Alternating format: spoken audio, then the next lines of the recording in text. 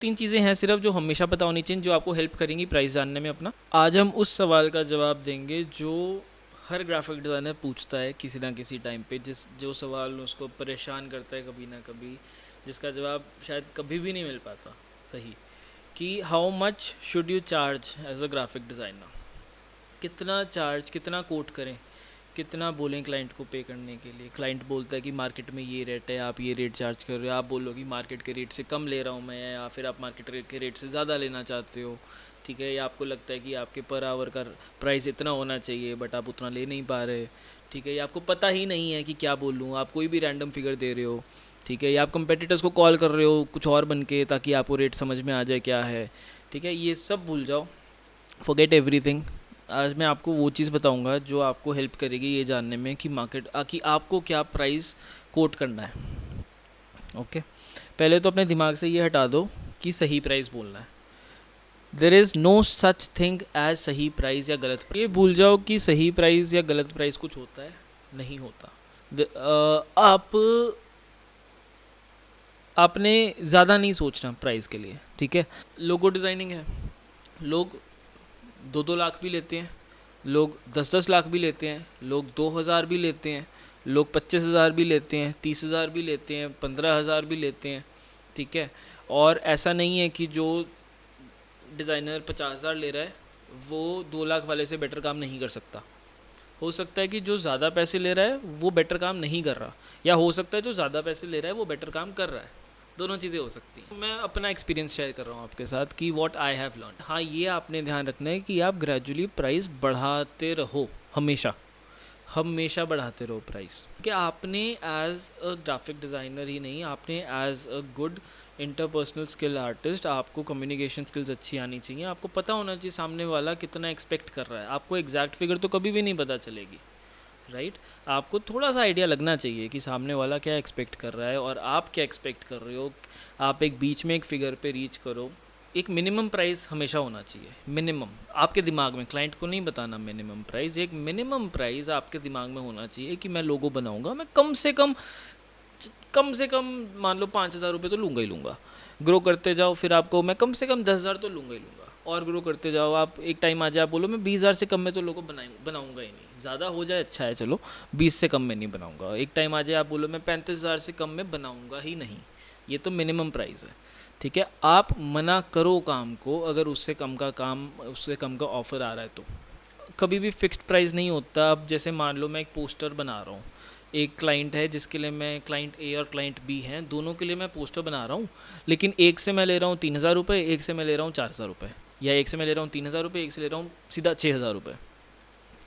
क्यों? बना तो मैं पोस्टर ही रहा हूँ, कोई बात नहीं। एक एक हो सकता है कि मेरे हिसाब से एक जो क्लाइंट ए है उसके काम कम है, उसके पोस्टर में उतना काम नहीं होना, उसके पोस्टर में कंटेंट कम है, उसके पोस्टर में या क्लाइंट के उसमें ज़्यादा इनपुट्स नहीं हैं तो मैं उसमें कम ले रहा हूँ। दूसरी तरफ एक दूसरा पोस्टर है जिसमें कॉम्प्लिकेटेड कंटेंट है, उसको किसी ज़्यादा अच्छे इन्फोग्राफिक्स की ज़रूरत है, या ज़्यादा टाइम की ज़रूरत है, ज़्यादा रिविजन्स की ज़रूरत है, तो मैं अपने हिसाब से ज़्यादा प्राइस बोल रहा हूँ। I am not right, I am not wrong, it is just the price that मेरी मर्ज़ी है, ठीक है। आप अपने क्लाइंट को ऑनेस्टली अपना काम दिखाओ, राइट, अपना काम दिखाओ, बोलो कि this is my work and this is what I am charging, this is what I will be asking for, ठीक है। प्राइस पे अग्री करता है क्लाइंट, काम करो नहीं तो मत करो। तो कोई ऐसा नहीं होना चाहिए कि आप चलो आपको लगा कि एक क्लाइंट आया है, उसने आपसे वेबसाइट बनवानी है फॉर एग्ज़ाम्पल। अब वेबसाइट के आप मान लो 75,000 चाहते हो, ठीक है। उसके मान लो ई कॉमर्स वेबसाइट है और 20 प्रोडक्ट्स हैं, 25 प्रोडक्ट्स हैं, 75,000 रुपीज़ आप खुशी खुशी लेना चाहते हो।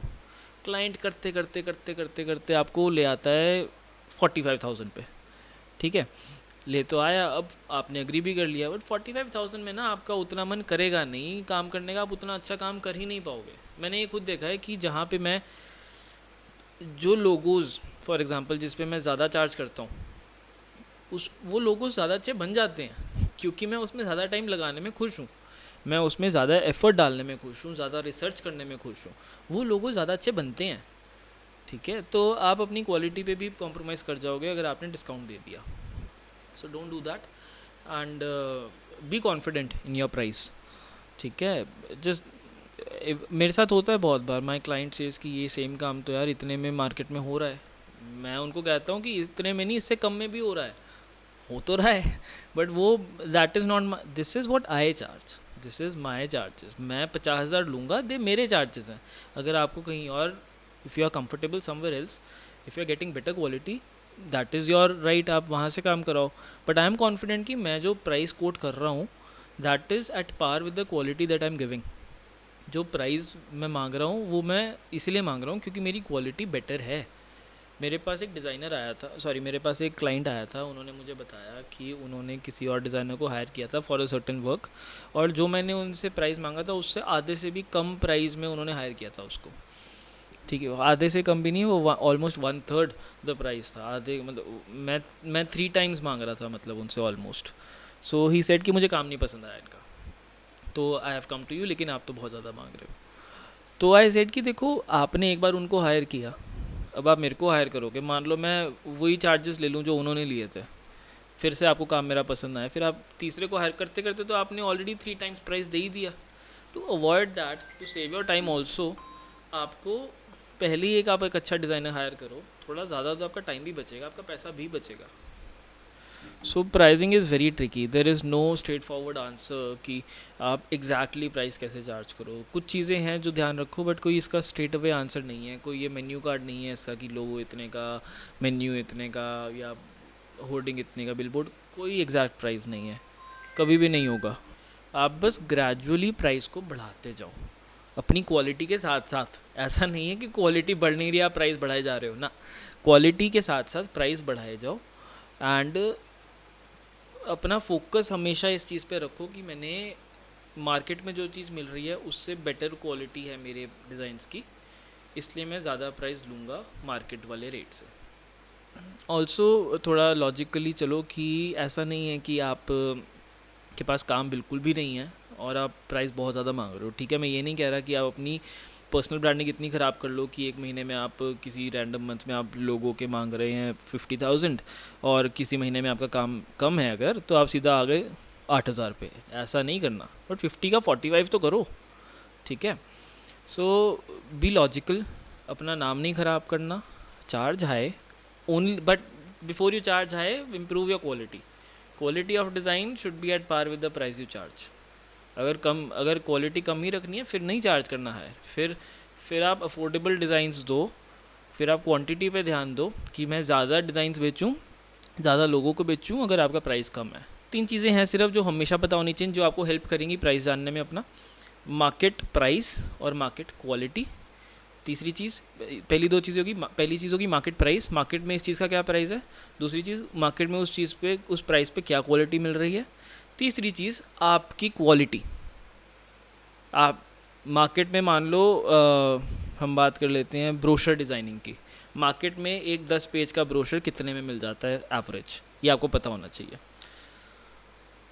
उस प्राइस पे क्या क्वालिटी मिल रही है मार्केट में, ये आपको पता होना चाहिए। तीसरा, आपकी क्वालिटी। अब आपकी क्वालिटी अगर उस क्वालिटी से ज़्यादा है तो आपका प्राइस भी ज़्यादा होना चाहिए। अगर आपकी क्वालिटी मार्केट वाली क्वालिटी से कम है तो आपका प्राइस भी कम होना चाहिए। अगर आपकी क्वालिटी मार्केट वाली क्वालिटी जितनी ही है लगभग, तो आपका प्राइस या तो सेम हो या थोड़ा सा कम हो। ठीक है, तो 3 चीज़ें जो आपको हेल्प करेंगी ये जानने में कि प्राइसिंग कैसे रखनी है: मार्केट का प्राइस, मार्केट की क्वालिटी और आपकी क्वालिटी। आपकी क्वालिटी और मार्केट की क्वालिटी से जो कंपैरिजन होगा उससे आप अपना प्राइस मार्केट से या तो कम रखोगे या मार्केट से ज़्यादा रखोगे। कोई और क्वेश्चंस हों जो रह गए हों या कुछ भी हो, I would like to share my experience with you all. अपना कमेंट्स में लिख दो, I will reply to each and every comment. ठीक है, क्योंकि अभी कमेंट ज़्यादा आ नहीं रहे इसलिए सब कमेंट्स पे रिप्लाई कर दूंगा।